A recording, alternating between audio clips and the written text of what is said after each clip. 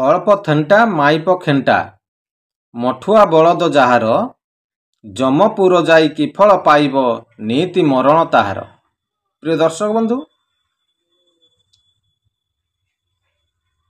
କଥାଟିକୁ ବୁଝିବାକୁ ଚେଷ୍ଟା କରିବା ଆଉ ଶ୍ଲୋକଟିକୁ ବି ବୁଝିବାକୁ ଚେଷ୍ଟା କରିବା।